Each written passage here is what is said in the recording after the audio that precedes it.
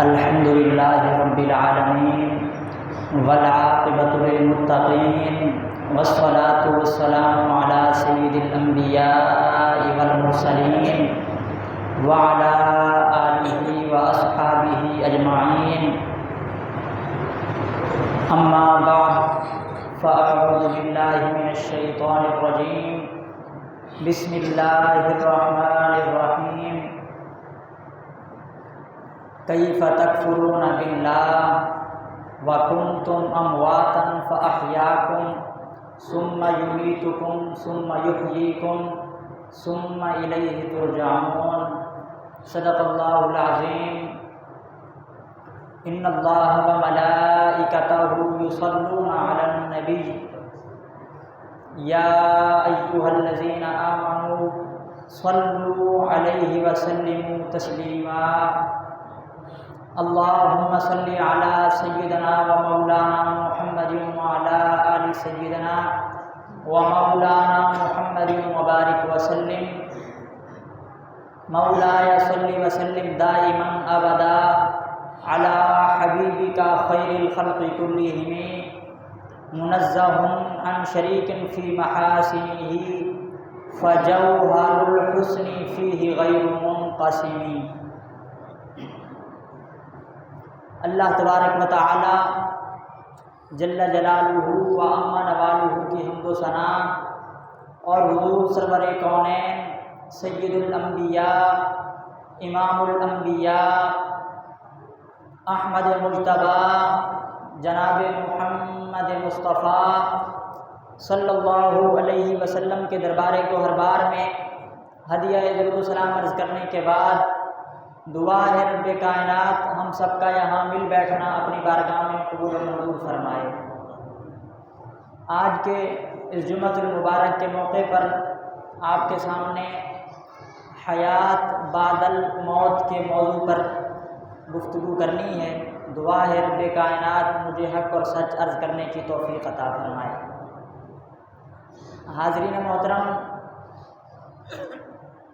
جس طرح بندہ مومن پر یہ لازم ہے کہ وہ اللہ تعالیٰ کی توحید پر ایمان رکھے اور حضور علیہ السلام کی رسالت پر ایمان رکھے، اسی طرح بندہ مومن پر لازم ہے کہ وہ تمام ضروریات دین پر بھی ایمان رکھتا ہو۔ جس طرح اللہ تعالیٰ کی توحید اور حضور علیہ السلام کی رسالت پر ایمان ضروری ہے، ایسے ہی تمام ضروریات دین پر ایمان ضروری ہے۔ اور ضروریات دین میں سے ایک مسئلہ ہے جسے حیات بعد الموت بھی کہتے ہیں، بعث بعد الموت بھی کہتے ہیں، یعنی مرنے کے بعد دوبارہ اٹھایا جانا، مرنے کے بعد دوبارہ زندہ کیا جانا۔ تو ہر بندہ مومن کا یہ ایمان اور عقیدہ ہونا چاہیے کہ جو رب ہمیں زندہ فرما سکتا ہے، جو رب ہمیں موت عطا فرما سکتا ہے، وہ رب اس بات پر بھی قادر ہے کہ مرنے کے بعد ہمیں دوبارہ زندہ بھی اٹھا سکتا ہے۔ لہٰذا یہ عقیدہ ضروریات دین میں سے ہے اور ہر بندہ مومن کا یہ عقیدہ ہونا چاہیے کہ مرنے کے بعد اسے دوبارہ زندہ اٹھایا جائے گا۔ اب اسی عقیدے اور نظریے کو آج آپ کے سامنے بیان کرنا ہے۔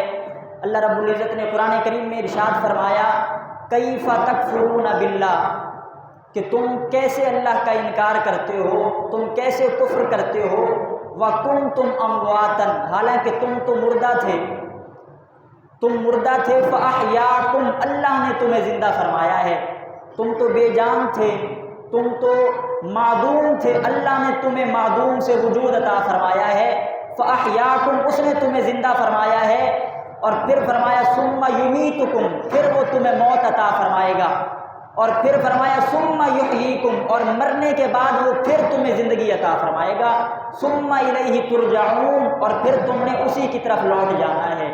تو اللہ رب العزت نے اس آیہ کریمہ میں اس نظریے کو واضح فرمایا ہے کہ جو رب تمہیں ابتداءً زندگی عطا فرما سکتا ہے، پھر زندگی کے بعد موت عطا فرما سکتا ہے، وہ رب اس بات پر قادر ہے کہ مرنے کے بعد تمہیں دوبارہ زندہ بھی اٹھا سکتا ہے۔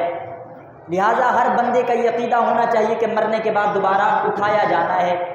اور رب کائنات نے قرآن کریم کی ایک آیت میں ارشاد فرمایا یا ایھا الناس اعبدوا ربکم الذی خلقکم، کہ اے لوگو اپنے رب کی عبادت کرو، وہ رب جس نے تمہیں پیدا کیا ہے، رب کی عبادت کرو کہ اس نے تمہیں پیدا کیا ہے، والذین من قبلکم، اور تم سے پہلے لوگوں کو پیدا کیا ہے، لعلکم تتقون، تم اس کی عبادت کرو تاکہ تمہارا ظاہر بھی پاک ہو جائے، تمہارا باطن بھی پاک ہو جائے، تم اس کی عبادت کرو تاکہ تم متقی بن جاؤ۔ اور پھر رب کائنات نے ارشاد فرمایا الذی جعل لکم الارض فراشا، کہ اللہ تعالیٰ کی عبادت کرو، اس نے تمہیں پیدا کیا ہے، اور اس کی شان یہ ہے الذی جعل لکم الارض فراشا، اس رب نے تم پر احسان یہ کیا ہے کہ اس نے تمہارے لیے زمین کو بچھونا بنا دیا ہے۔ یہ رب کائنات کا تم پر احسان ہے، اس نے تمہارے لیے زمین کو بچھونا بنایا ہے، والسماء بناء، اور اس رب نے آسمان کو تم پر چھت بنا دیا ہے۔ یہ رب کائنات نے اپنے احسانات کو بیان فرمایا کہ میری عبادت کرو، میں نے تمہارے لیے زمین کو بچھونا بنایا ہے، تمہارے لیے آسمان کو چھت بنایا ہے، وَأَنزَلَ مِنَ السَّمَاءِ مَاءً، اور میں نے تم پر آسمان سے بارش کے ذریعے پانی کو نازل فرمایا ہے، تم پر آسمان سے پانی نازل فرمایا۔ اور پھر رب کائنات فرماتا فَأَخْرَجَ بِهِ مِنَ الثَّمَرَاتِ رِزْقًا لَكُمْ، اور پھر اس پانی کے ذریعے میں نے تمہارے رزق کے لیے پھلوں کو پیدا فرمایا ہے۔ تو رب کائنات نے اپنی عبادت کرنے کا حکم فرمایا کہ میری عبادت کرو کیونکہ میں نے تمہیں پیدا کیا ہے، میری عبادت کرو کہ میں نے تمہارے لیے زمین کو بچھونا بنایا ہے، آسمان کو چھت بنایا ہے، تمہارے لیے میں نے آسمان سے پانی نازل فرمایا ہے، تمہارے لیے زمینوں سے پھل نکالے ہیں۔ اس کا مطلب یہ ہے اگر اللہ رب العزت نے بچھونا زمین کو بنایا ہے تو ہمارے لیے بنایا ہے، اگر آسمان کو چھت بنایا ہے تو ہمارے لیے، اگر آسمان سے بارشیں اتاری ہیں تو ہمارے لیے، اگر زمین سے پھلوں کو اگایا ہے تو ہمارے لیے، اگر اللہ نے یہ کائنات رنگ و بو سجائی ہے تو ہمارے لیے، اگر ستاروں کی انجمن بنائی ہے تو ہمارے لیے۔ رب کائنات فرماتا ہے بندے میں نے کائنات تیرے لیے بنائی ہے، وما خلقت الجن والانس الا لیعبدون، کائنات تیرے لیے بنائی ہے اور تجھے اپنی عبادت کے لیے پیدا فرمایا ہے۔ میں نے یہ کائنات تیرے لیے بنائی ہے، تجھے اپنی عبادت کے لیے بنایا ہے، تم میری عبادت کر، تم میری عبادت کر اور میرے ساتھ کسی کو شریک نہ ٹھہرا۔ فرمایا کہ فلا تجعلوا للہ اندادا، کسی کو اللہ کا شریک نہ ٹھہراؤ۔ لہٰذا تم پر اتنے احسانات کیے ہیں، جو رب تمہیں پیدا کرنے والا ہے اسے چھوڑ کر کسی اور کی عبادت کیوں کرتے ہو؟ لہٰذا شرک چھوڑ کر رب کی توحید کی طرف آؤ۔ اللہ تعالیٰ نے فرمایا شرک نہ کرو بلکہ توحید کی طرف آؤ۔ اور اگر کہیں پر ایسا ہو جائے کہ بندے پر یہ پابندی عائد کر دی جائے کہ تم نے رب کے احکامات پر عمل نہیں کرنا، کسی ایسی جگہ بندہ موجود ہو جہاں رب تعالیٰ کے احکامات پر عمل کرنے سے روکا جائے، تو بندے کو چاہیے کہ اگر رب تعالیٰ کے حکم پر عمل کرنے کے لیے وطن چھوڑنا پڑ جائے تو وطن چھوڑ دے لیکن رب کے احکامات کو نہ چھوڑے۔ اگر گھر کو چھوڑنا پڑ جائے چھوڑ دے لیکن رب کے احکامات کو نہ چھوڑے۔ جو میں نے موضوع شروع کیا اس پر آنا چاہتا ہوں، لیکن یہاں ایک بات عرض کرنا چاہوں گا، اگر رب کائنات کی توحید کی بات آ جائے تو پھر اگر جان بھی قربان کرنی پڑ جائے، جان بندہ قربان کر دے لیکن رب کی توحید کو نہ چھوڑے۔ حضرت عبداللہ بن حذافہ رضی اللہ تعالیٰ عنہ، آپ کو روم کے کفار نے قید کر لیا اور آپ کے ساتھ کئی مسلمانوں کو پکڑا۔ حضرت عبداللہ بن حذافہ کو رومیوں کے بادشاہ نے اپنے پاس بلایا اور کہا اے عبداللہ بن حذافہ، اگر جان بچانا چاہتے ہو تو آج دین کو چھوڑ دو، حضور علیہ السلام کا دین چھوڑ دو، تمہاری جان بچ جائے گی۔ تو حضرت عبداللہ بن حذافہ فرماتے ہیں کہ اگر تم مجھے مارنا چاہتے ہو تو مار دو، میں جان قربان کر سکتا ہوں مگر اپنے محبوب کا دین نہیں چھوڑ سکتا۔ میں جان قربان کر دوں گا لیکن محبوب کا دین نہیں چھوڑوں گا۔ اب حضرت عبداللہ بن حذافہ سے کہنے لگے اے عبداللہ بن حذافہ، اگر چاہے، یہ روم کا بادشاہ کہہ رہا ہے، اگر چاہے تو میں اپنی بیٹی سے شادی بھی کروا دوں گا، اپنی آدھی سلطنت بھی تجھے دے دوں گا، لیکن محبوب کا دین چھوڑ دے۔ اپنی بادشاہت بھی دینے کو تیار ہوں، بیٹی سے شادی بھی کروانے کو تیار ہوں، محبوب کا دین چھوڑ دے۔ حضرت عبداللہ بن حذافہ فرماتے ہیں اگر اپنی بادشاہت کو بھی شامل کر لے اور اپنی بادشاہت کے ساتھ پوری کائنات کی بادشاہت کو ملا لے اور یہ ساری بادشاہتیں میرے قدموں میں رکھ دے، میں ساری بادشاہتیں ٹھکرا سکتا ہوں مگر محبوب کا دین نہیں چھوڑ سکتا، یہ ساری بادشاہتیں چھوڑ دوں گا لیکن محبوب کا دین نہیں چھوڑ سکتا۔ اب اس نے حضرت عبداللہ بن حذافہ کو کہا کہ اب بھی وقت ہے، اب بھی وقت ہے، تمہیں مہلت دیتا ہوں، سوچ لو ورنہ تمہارا انجام وہ موت ہوگا۔ حضرت عبداللہ بن حذافہ نے فرمایا تم جو کرنا چاہتے ہو کر لو، ہم محبوب کا دین نہیں چھوڑ سکتے۔ بالآخر اس نے حضرت عبداللہ بن حذافہ کے سامنے ایک تیل کا کڑاہا گرم کیا اور گرم کرنے کے بعد ایک بندے کو حضرت عبداللہ بن حذافہ کے سامنے اس میں ڈالا، جو دیکھتے دیکھتے مر گیا اس تیل کے کڑاہے کے اندر، اور حضرت عبداللہ بن حذافہ سے کہا کہ اب بھی وقت ہے ورنہ تیرا یہ انجام ہوگا۔ آپ نے فرمایا میں تیار ہوں۔ بادشاہ نے حکم دیا کہ اب ان کو پکڑو اور کڑاہے میں ڈالو۔ حضرت عبداللہ بن حذافہ کو جب پکڑا گیا اور اس کڑاہے کے قریب لایا گیا تو بادشاہ نے دیکھا کہ آپ کی آنکھوں سے آنسو جاری ہو گئے۔ حضرت عبداللہ بن حذافہ رو رہے ہیں تو بادشاہ نے کہا روک دو، لگتا ہے یہ بندہ ڈر چکا ہے، اب ہماری باتیں ماننے کو تیار ہو جائے گا۔ جب اس نے روتا ہوا دیکھا تو بلایا، کہا اے عبداللہ بن حذافہ میں تو کہہ رہا تھا کہ دین چھوڑ دو، اب موت کو قریب سے دیکھا ہے تو ڈر رہے ہو، کہا اب بھی وقت ہے، کہہ دو کہ میں محبوب کا دین چھوڑتا ہوں۔ تو عبداللہ بن حذافہ نے جو جواب دیا اسے دل کے کانوں سے سماعت کیجئے گا۔ آپ نے فرمایا اے بدبخت، اگر تو یہ سمجھتا ہے کہ میں موت کے ڈر سے رو رہا تھا تو ہرگز ایسا نہیں۔ فرمایا میں رو اس لیے رہا تھا کہ میں حسرت کر رہا تھا کہ اللہ نے ایک جان عطا کی ہے، کاش 1000 جانیں ہوتی تو ایک ایک کر کے 1000 جانیں محبوب کے دین پر قربان کر دیتا۔ اس لیے رو رہا ہوں کہ جان ایک ہے، کاش کہ 1000 جانیں ہوتی تو 1000 جانیں محبوب کے دین پر قربان کر دیتا۔ تو صحابہ کرام نے ہمیں یہ پیغام دیا ہے کہ جب بات دین کی آ جائے تو پھر جان بھی قربان کرنی پڑ جائے تو قربان کر دو لیکن محبوب کا دین نہیں چھوڑنا۔ لہٰذا اگر بات دین کی آ جائے، ہجرت کرنی پڑ جائے تو ہجرت کر جائے بندہ، اگر گھر چھوڑنا پڑ جائے گھر چھوڑ دے، اگر خاندان چھوڑنا پڑ جائے تو خاندان چھوڑ دے لیکن کبھی دین کو نہ چھوڑے۔ اور آپ کے سامنے جو آج میں نے موضوع بتایا ہے وہ موضوع تھا حیات بعد الموت، موت کے بعد دوبارہ زندگی۔ تو اللہ پھر ایسے لوگوں کو جو اللہ کے دین کی خاطر سب کچھ قربان کر دیتے ہیں مرنے کے بعد زندگیاں عطا فرما دیتا ہے۔ اب ذرا واقعہ غور سے سماعت کیجئے گا۔ حضرت عیسیٰ علیہ السلام آپ کے زمانے کے بعد ایک بادشاہ آیا جس کا نام تھا دقیانوس بادشاہ کا دور آیا۔ یہ بادشاہ بڑا ظالم تھا اور اس نے لوگوں پر پابندی لگا دی تھی کہ کوئی بھی حضرت عیسیٰ علیہ السلام کے دین پر عمل نہ کرے، کوئی بھی رب تعالیٰ کی توحید کا ماننے والا نہ ہو، اور جو توحید کا ماننے والا ہے اگر وہ توحید پر قائم رہے گا تو اسے موت کا سامنا کرنا پڑے گا، اگر بچنا چاہتا ہے تو پھر توحید کو چھوڑ کر شرک کی طرف آ جائے۔ اب وہ بادشاہ تھا اور مختلف شہروں کا سفر کرتا، جہاں بھی جاتا لوگوں کو جمع کرتا اور کہتا اگر توحید کے ماننے والے ہو تو توحید چھوڑ دو ورنہ سب کو مار دیا جائے گا۔ لوگ اس کے ڈر سے جو ہے توحید چھوڑ دیتے، کفر کی طرف آ جاتے، حضرت عیسیٰ کا دین چھوڑ دیتے، کفر کی طرف آ جاتے۔ یہ بادشاہ سفر کرتا کرتا ایک شہر میں پہنچا جس کا نام تھا افسوس۔ شہر کا نام کیا تھا؟ افسوس شہر۔ اس شہر میں پہنچا، وہاں کے لوگوں کو جمع کیا بادشاہ نے۔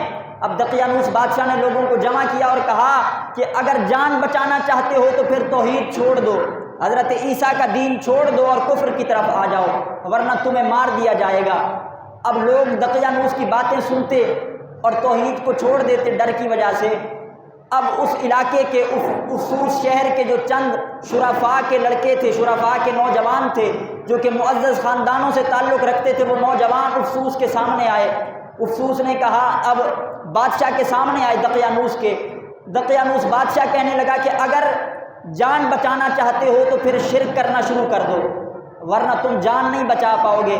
تو انہوں نے کہا جی اگر مارنا چاہتے ہو تو ہم جان قربان کر دیں گے لیکن رب کی توحید نہیں چھوڑ سکتے، ہم جانیں قربان کر دیں گے، توحید نہیں چھوڑ سکتے۔ تو اب بادشاہ نے دیکھا یہ ہیں بھی امیر خاندان کے، شرفاء کے خاندان کے نوجوان ہیں، تو اس بادشاہ نے کہا کہ تم جوان ہو، میں چاہتا ہوں تمہیں کچھ دن کی مہلت دے دوں، سوچ لو اگر رب تعالیٰ کی توحید پر رہنا چاہتے ہو یا موت کا سامنا کرنا پڑے گا یا تمہیں قیدی بنا لیا جائے گا، اگر بچنا چاہتے ہو تو توحید چھوڑ دو۔ نوجوانوں کو بادشاہ نے مہلت دی۔ اب وہ جوان آپس میں جمع ہوئے اور مشورہ کرتے ہیں کہ اگر ہم یہاں پر رہے اللہ تعالیٰ کی توحید کو تو ہم نے چھوڑنا نہیں، یا تو یہ بادشاہ ہمیں مروا دے گا یا قیدی بنا لے گا، بہر صورت ہمیں اللہ تعالیٰ کی توحید پر عمل پیرا نہیں ہونے دے گا، حضرت عیسیٰ کے دین پر ہمیں چلنے نہیں دے گا۔ انہوں نے مشورہ کیا جی ہم اپنا گھر، اپنی دولت، اپنا مال چھوڑ دیتے ہیں تاکہ ہمارا ایمان سلامت رہ جائے، سب کچھ چھوڑ دیتے ہیں تاکہ ایمان بچ جائے۔ اب وہ نوجوان ایمان بچانے کی خاطر وہاں سے سفر کرتے ہیں، دقیانوس بادشاہ کے ڈر سے جو ہے وہاں سے اپنا شہر چھوڑتے ہیں۔ جب شہر چھوڑ کر جا رہے تھے تو ایک بکریوں کا چرواہا وہاں موجود تھا جو بکریاں چرا رہا تھا۔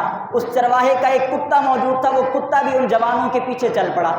وہ کتا بھی اب نوجوانوں کے پیچھے پیچھے ہے تو ان نوجوانوں نے پلٹ کر کہا کہ اے کتے تو یہاں سے چلا جا، تیری فطرت بھونکنا ہے، تو بھونکے گا اور وہاں بادشاہ کے سپاہی آ کر ہمیں تلاش کر لیں گے، ہمارا یہاں سے جو مقصد تھا بھاگنے کا، جانے کا کہ اللہ تعالیٰ کے دین پر عمل کر لیں، وہ مقصد فوت ہو جائے گا۔ تو اللہ رب العزت نے اس کتے کو قوت گویائی عطا کی اور وہ کتا زبان حال سے کہنے لگا کہ یقیناً میری فطرت بھونکنا ہے، لیکن اللہ نے مجھے اتنی فطرت عطا فرمائی ہے کہ جو اللہ کے راستے پر نکل رہا ہو میں اسے کبھی نہیں بھونکتا، جو اللہ کے راستے کا مسافر ہوتا ہے میں انہیں کبھی نہیں بھونکتا۔ اب وہ کتا بھی ان کے ساتھ چل پڑا اور یہ سارے ایک غار پر جا کر پہنچے، اور اس غار کے اندر جب انہوں نے اپنا ٹھکانہ بنایا، غار میں رہے، تو عربی زبان میں غار کو کہا جاتا ہے کہف۔ تو ان نوجوانوں کو اللہ نے قرآن میں اصحاب کہف کے نام سے خطاب فرمایا کہ یہ اصحاب کہف تھے۔ اب ان کی تعداد کتنی تھی؟ تعداد کے بارے میں جو ہے صحیح قول نہیں ملتا کہ ان کی تعداد کتنی تھی۔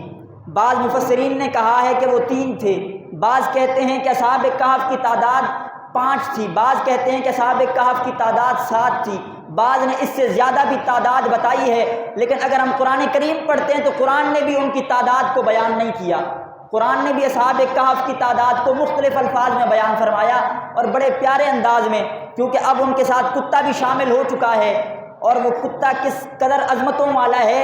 اللہ رب العزت نے فرما دیا ہے کہ وہ کتا جب قیامت کے دن اصحاب کہف جنت میں جا رہے ہوں گے تو ان کا کتا بھی ساتھ جنت میں جائے گا، اس کتے کو بھی جنت عطا کر دی گئی۔ تو اب اصحاب کہف کی جب اللہ نے قرآن میں تعداد بیان کی تو وہ بھی مختلف اندازوں میں بیان فرمایا ثلاثۃ ورابعہم کلبہم، کہ اگر اصحاب کہف 3 تھے تو چوتھا ان کا کتا تھا، اگر وہ 3 ہیں تو چوتھا کتا ہے۔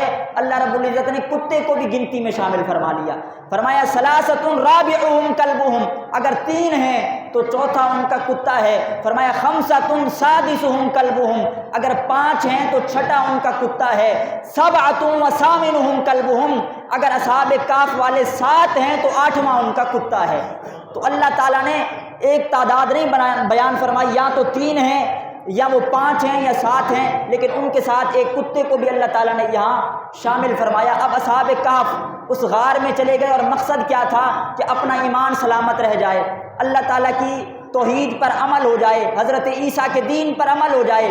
اتنے میں دقیانوس بادشاہ کو خبر ہوئی کہ وہ نوجوان وہ تو یہ شہر چھوڑ کر چلے گئے، اس نے لوگ بھیجے تو پتہ چلا کہ وہ غار میں ٹھہرے ہیں۔ تو اس نے کہا جاؤ اور غار کے چاروں طرف دیوار کھڑی کر دو، غار کے ارد گرد دیوار کھڑی کر دو تاکہ وہ باہر ہی نہ نکل پائیں اور وہیں پر بھوک پیاس سے مر جائیں۔ اصحاب کہف غار میں پہنچے تو اللہ نے ان پر نیند نازل فرمائی، اصحاب کہف والے سو گئے اور وہاں دقیانوس بادشاہ نے لوگ بھیجے اور انہوں نے غار کے باہر دیوار بنا دی۔ لیکن جو دیوار بنانے آیا تھا اس بندے نے ایک تختی پر اصحاب کہف والوں کے نام لکھے اور آگے ان کے غار میں جانے کا سبب لکھا، دقیانوس بادشاہ سے بھاگ کر آنے کا سبب لکھا، اور وہ تختی پر سارا معاملہ لکھ کر اس نے دیوار کی بنیادوں کے نیچے تختی رکھ دی تاکہ جب کبھی یہ دیوار گرائی جائے تو لوگوں کو پوری تاریخ نظر آئے گی کہ یہ کون لوگ تھے اور کس لیے یہاں پر آئے تھے۔ اصحاب کہف کو وہیں غار کے اندر ہی بند کر دیا گیا، یہ وہاں اللہ کے حکم سے سوتے رہے جتنی مدت اللہ تعالیٰ نے چاہا۔ بہرحال وقت گزرتا گیا، دقیانوس بادشاہ کا دور گزر گیا، اس کے بعد کئی بادشاہ آئے گزرتے گئے، ایک بادشاہ آیا 300 سال گزر جانے کے بعد، 300 سال گزر چکے ہیں، ایک بادشاہ کا زمانہ آیا اور وہ بادشاہ بڑا دیندار تھا، لیکن اس نے دیکھا کہ لوگوں کے ایمان اور لوگوں کے اعتقاد جو ہے وہ بگڑ چکے ہیں۔ لوگ یہ عقیدہ رکھنے لگے تھے کہ اگر کوئی بندہ مر جائے تو اللہ مرنے کے بعد بندے کو زندہ نہیں فرما سکتا، لوگوں کے عقیدے خراب ہونے لگے تو یہ عقیدہ بھی لوگوں میں پیدا ہو گیا کہ جو مر جائے مرنے کے بعد زندہ نہیں ہو سکتا، اور پھر آگے دوسرا عقیدہ یہ بنا لیا کہ اللہ قیامت قائم نہیں فرمائے گا، کیونکہ قیامت آنے کے لیے ضروری ہے جب قیامت آئے دنیا ختم ہو جائے اس کے بعد میدان محشر ہونا ہے، اور محشر کے لیے ضروری ہے کہ مردوں کو دوبارہ زندہ کیا جائے۔ جب اللہ دوبارہ زندہ نہیں فرما سکتا تو پھر قیامت کیسے قائم ہوگی؟ تو اس بادشاہ کے دور میں یہ عقیدہ پھیلنا شروع ہو گیا کہ دوبارہ مرنے کے بعد زندہ نہیں کیا جا سکتا۔ اب اس بادشاہ نے رب کی بارگاہ میں دعا کی، اے مالک و مولا کوئی ایسا قدرت کا کرشمہ ظاہر فرما کہ لوگوں کا ایمان درست ہو جائے، کوئی ایسا قدرت کا ایک کرشمہ ظاہر کر کے دکھا کہ لوگوں کے ایمان درست ہو جائیں۔ اب اس بادشاہ کی اللہ نے دعا کو قبول فرمایا۔ ایک شخص بکریاں چرانے کے لیے اس غار کے قریب پہنچا، اس نے دیکھا کہ غار کے چاروں طرف دیوار موجود ہے، اس نے سوچا کہ اس دیوار کو گرا دیتا ہوں تاکہ سردیوں کے موسم میں اپنی بکریوں کو غار کے اندر بٹھایا کروں گا۔ اس ارادے سے اس نے دیوار گرائی۔ جب دیوار گراتا ہے تو کیا دیکھتا ہے؟ سامنے کچھ لوگ جو ہے وہ سو رہے ہیں، سامنے کچھ لوگ سو رہے ہیں، لیکن حیت اور کیفیت ایسی ہے جیسے لیٹے ہیں لیکن سوئے نہیں ہیں، لیٹے ہیں لیکن سوئے نہیں، کیونکہ حرکت کر رہے تھے جسم۔ لہٰذا جب اس بکریوں کے چرواہے نے یہ منظر دیکھا تو خوف سے دور بھاگا، کیونکہ یہ اللہ رب العزت کی نشانیوں میں سے تھا۔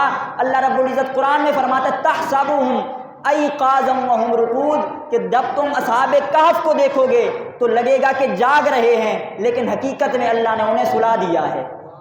دیکھنے والا جب کوئی دیکھے گا تو ایسا لگے گا جاگ رہے ہیں، لیکن حقیقت میں وہ سو رہے ہیں۔ نقلبهم ذات الیمین و ذات الشمال، اللہ تعالیٰ فرماتا ہے کہ ہم ان کی کروٹیں بدلتے رہتے ہیں۔ یہ رب کائنات کی نشانیوں میں سے ہے کہ اللہ تعالیٰ نے سلا دیا ہے، لیکن جب کوئی دیکھنے کے لیے آتا ہے تو اسے لگتا ہے جاگ رہے ہیں، کہ اللہ ان کی کروٹیں بدلتا ہے، کبھی دائیں تو کبھی بائیں۔ اور پھر رب کائنات نے قرآن میں فرما دیا ان اصحاب الکہف والرقیم کانوا من آیاتنا عجبا، اگر ہماری عجیب نشانیاں دیکھنا چاہتے ہو تو اصحاب کہف کا واقعہ دیکھ لو، یہ ہماری نشانیوں میں سے عجیب تر نشانی ہے۔ اب اصحاب کہف کی غار کے ارد گرد سے دیوار گرا دی گئی، اور دوسرے دن جب صبح کا وقت ہوا اللہ تعالیٰ نے انہیں بیدار فرمایا۔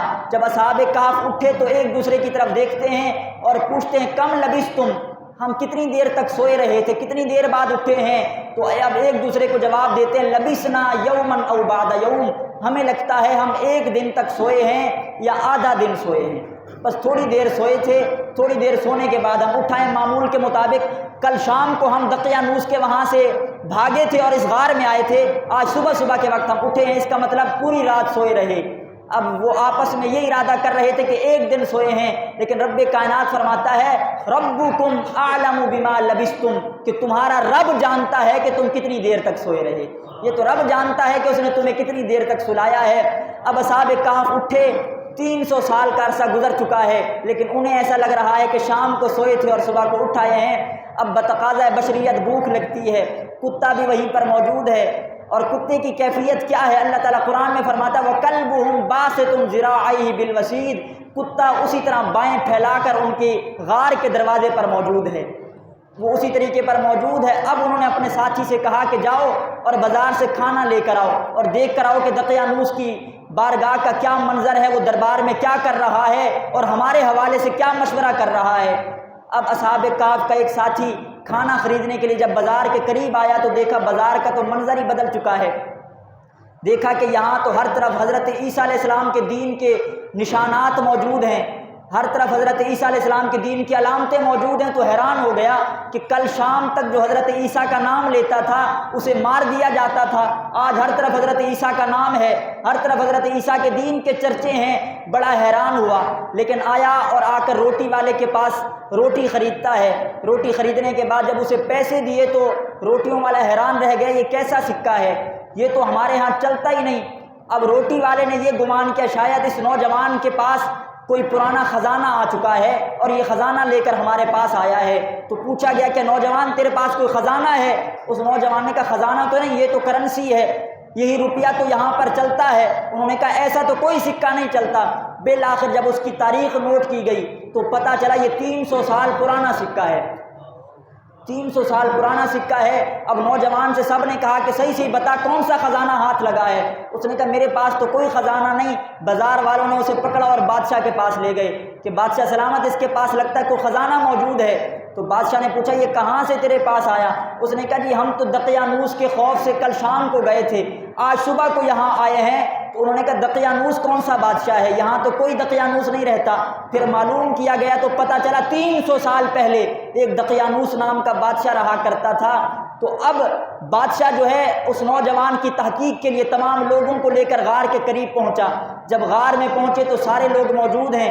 اب دیوار کے نیچے سے وہ تختی نکالی گئی جس تختی پر اصحاب کہف کا نام لکھا گیا تھا، ان کے احوال لکھے گئے تھے اور تاریخ لکھی گئی تھی۔ جب بادشاہ نے وہ تاریخ پڑھی تو بادشاہ فوراً سجدہ ریز ہو گیا اور رب کی بارگاہ میں شکر کرتا ہے، مالک تو نے میری دعا کو قبول فرما لیا ہے اور ان مردوں کو 300 سال بعد زندہ فرما کر زمانے کو پیغام دیا ہے۔ رب تمہیں زندہ بھی فرما سکتا ہے، موت بھی دے سکتا ہے، اور رب چاہے تو موت کے بعد دوبارہ زندہ بھی فرما سکتا ہے۔ اے مالک و مولا تو نے میری دعا قبول کر کے آج یہ قدرت کا کرشمہ ظاہر فرما دیا ہے کہ ان سوئے ہوئے لوگوں کو 300 سال کے بعد دوبارہ زندہ فرما دیا۔ تو اصحاب کہف 300 سال کے بعد زندہ ہوئے، لیکن اللہ تعالیٰ نے ان کے بدن کو بھی سلامت رکھا، ان کے تمام اعضاء کو سلامت رکھا، اور رب کائنات نے یہ پیغام دیا ہے کہ جو رب 300 سال بعد اپنے اولیاء کے بدن سلامت رکھتا ہے اس نے نبیوں کے بدنوں کو کتنا سلامت رکھا ہوگا۔ جب اللہ تعالیٰ کے اولیاء کے بدن اتنے سلامت ہیں، جو اللہ کے انبیاء ہیں ان کے بدن کس قدر سلامت ہوں گے۔ حضور علیہ السلام ارشاد فرماتے ہیں ان اللہ حرم علی الارض ان تاکل اجساد الانبیاء فنبی اللہ حی یرزق، کہ اللہ رب العزت نے زمین پر یہ حرام کر دیا ہے وہ انبیاء کے جسموں کو کھائے۔ زمین کبھی انبیاء کے جسم نہیں کھاتی، بلکہ انبیاء کے بارے میں حضور فرماتے نظریہ یہ رکھو فنبی اللہ حی یرزق، اللہ کے نبی زندہ بھی ہیں، اللہ انہیں رزق بھی عطا فرماتا ہے۔ اللہ کے انبیاء کے حوالے سے تمام ایمان والوں کا یہ عقیدہ ہونا چاہیے کہ وہ زندہ بھی ہیں، اللہ رزق بھی عطا فرماتا ہے۔ بہرحال اصحاب کہف زندہ ہوئے اور تمام لوگوں کا یہ عقیدہ پختہ ہو گیا کہ اللہ تعالیٰ مرنے کے بعد دوبارہ زندہ بھی فرما سکتا ہے۔ یہی آج کا ہمارا موضوع تھا کہ اللہ رب العزت اس بات پر قادر ہے کہ وہ مرنے کے بعد دوبارہ زندہ فرما سکتا ہے، اور یہ عقیدہ یہ ضروریات دین میں سے ہے۔ یہی عقیدہ ہے جس کو بعث بعد الموت کہتے ہیں، حیات بعد الموت کہتے ہیں، کہ اللہ تعالیٰ قادر ہے وہ چاہے تو مرنے کے بعد لوگوں کو زندہ فرما دے، اور یہ قرآن کریم کی کئی اور آیات سے بھی ثابت ہوتا ہے۔ بہرحال اصحاب کہف وہ دوبارہ زندہ ہوئے، ان کو پتہ چلا کہ اللہ نے ہمیں کیوں دوبارہ زندہ فرمایا ہے، تاکہ لوگوں پر نشانی قائم ہو جائے کہ اللہ تعالیٰ دوبارہ زندہ بھی فرما سکتا ہے۔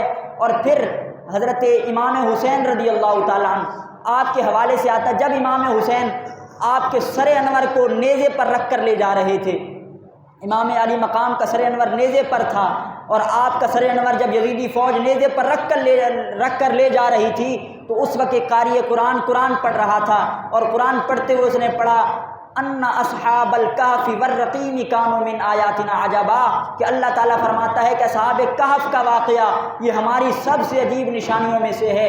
جب امام علی مقام کے سر انور تک یہ آواز پہنچی کہ اصحاب کہف کا واقعہ عجیب ہے کہ اللہ نے انہیں مرنے کے بعد سونے کے بعد 300 سال بعد زندہ فرمایا، تو امام علی مقام کے سر انور نے کلام فرمایا، اور وہ کلام یہ تھا کہ یا قاری القرآن ان قتلی و حملی اعجب من اصحاب الکہف، کہ اصحاب کہف کا واقعہ اتنا عجیب نہیں، عجیب تو یہ ہے کہ کلمہ پڑھنے والوں نے نبی کے نواسے کو قتل کر دیا ہے۔ ان قتلی و حملی اعجب من اصحاب الکہف، کہ عجیب تو یہ ہے کہ آج ہمارا سر نیزے کی نوک پر ہے، انہیں اللہ نے نیند کے بعد زندہ فرما دیا تھا۔ ہماری شان یہ ہے اللہ ہمارے کٹے ہوئے سروں سے بھی اللہ کلام فرما رہا ہے۔ تو حضرت امام علی مقام نے یہ کلام فرمایا۔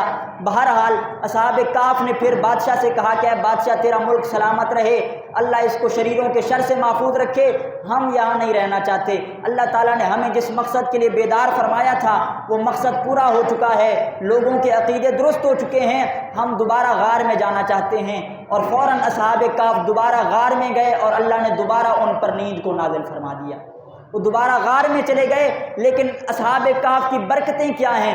علماء کرام نے تفاسیر میں لکھا ہے کہ اگر اصحاب کہف کے نام یاد کر لیے جائیں، اصحاب کہف کے نام یاد کر لیے جائیں اور پھر اصحاب کہف کے نام کو کسی تختی پر لکھ لیا جائے، کتابوں میں نام بھی موجود ہیں اصحاب کہف کے، اگر ان کے ناموں کو تختی پر لکھ لیا جائے اب اس تختی کو اگر کشتی میں رکھ دیا جائے تو اللہ اس کشتی کو ڈوبنے سے محفوظ رکھتا ہے، کیونکہ یہ اللہ تعالیٰ کے ولیوں کے نام ہے۔ اگر کشتی میں یہ نام ہو، کشتی ڈوبنے سے محفوظ ہو جاتی ہے۔ اگر سرمایے میں، مال و دولت میں ان کے ناموں کو رکھا جائے، اللہ چوری سے محفوظ فرماتا ہے۔ اللہ تعالیٰ نے ان ناموں میں ایسی برکت رکھی کہ آج بھی اگر اللہ تعالیٰ کے اولیاء کے نام، اللہ کے ولیوں کے نام بندہ رکھتا ہے تو اللہ اپنے ولیوں کے ناموں کی برکت سے بندے کو پریشانیوں سے محفوظ رکھتا ہے۔ بات چل رہی تھی کہ اللہ تعالیٰ زندہ فرماتا ہے موت کے بعد۔ ایک آخری بات عرض کر کے گفتگو ختم کرتا ہوں۔ حضرت ابراہیم علیہ السلام کے بارے میں اللہ نے قرآن کریم میں ارشاد فرمایا۔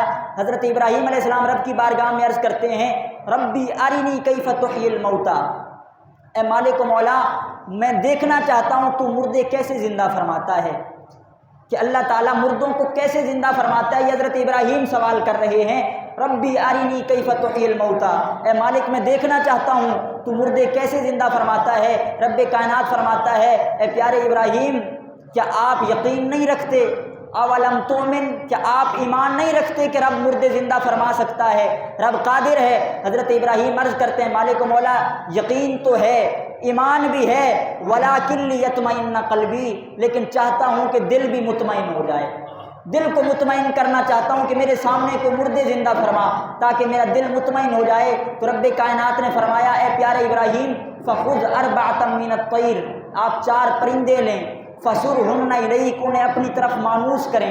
پرندے مانوس کرنے کا مطلب یہ ہوتا ہے، جو پرندوں کے شوقین حضرات ہیں وہ اس بات کو سمجھتے ہیں، پرندے کو مانوس کرنے کا مطلب ہے کہ اسے اپنی طرف اتنا مانوس کرو کہ اگر بندہ آواز دے تو ایک آواز پر پرندہ سب کو چھوڑ کر مالک کے پاس آ جائے، اسے کہا جاتا ہے مانوس کرنا۔ کہا فخذ اربعۃ من الطیر، آپ پرندے لیں، فصرہن الیک، پرندوں کو اپنی طرف مانوس کریں۔ جب پرندے مانوس ہو جائیں تو کیا کریں، پرندوں کے ٹکڑے کریں، پرندوں کے ٹکڑے کرنے کے بعد ان ٹکڑوں کو مکس کر دیں اور پھر انہیں پہاڑ پر ڈال آئیں۔